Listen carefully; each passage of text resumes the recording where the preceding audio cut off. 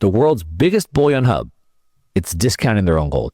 Not because gold isn't valuable, not because demand disappeared, because they can't physically get it to a buyer, right? And storage costs more money every single day, so then you do what you have to do and you drop the price. You find anyone who will take it off your hands, and then you just take the loss. But here's the thing about $1 million gold bar that nobody talks about, because most people have never seen $1 million gold bar. But when you're talking about buying gold, you have to realize that that bar weighs 27 pounds. To move it, you need a plane, right? You need insurance. You need a trusted counterparty on the other end ready to receive it.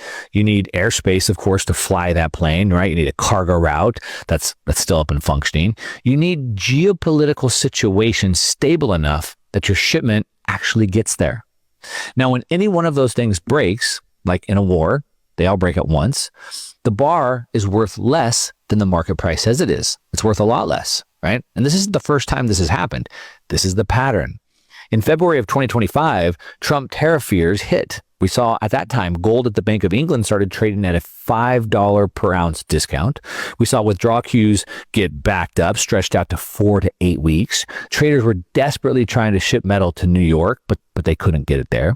We saw in March of 2020, COVID hit, right? Refiners shut down, planes got stuck, right? Supply chains broke down. Physical gold sitting in vaults were basically begging for somebody, right? Nobody could move it. In 2008, the great financial crisis, we saw gold drop 29% from $1,000 an ounce down to $712. Bars were being sold at discounts because liquidity seized up and nobody could execute physical delivery.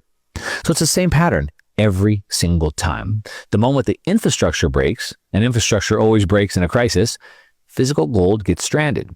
And stranded assets, they sell at a discount, right? It's not a flaw in the gold market. That's a permanent structural vulnerability of any asset that requires a physical supply chain to move. You see, gold needs a plane.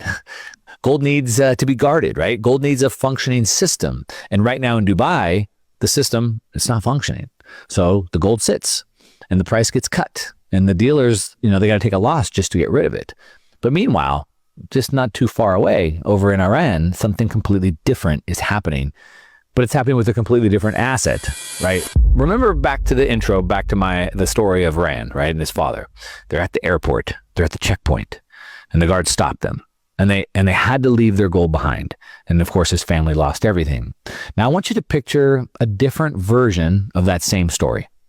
Same airport, same checkpoint, same guards, except this time, his father's walking up through and he has no gold bars. He has no cash. He has no jewelry. He has nothing physical on them at all. What he does have is he has 12 words memorized. That's it. 12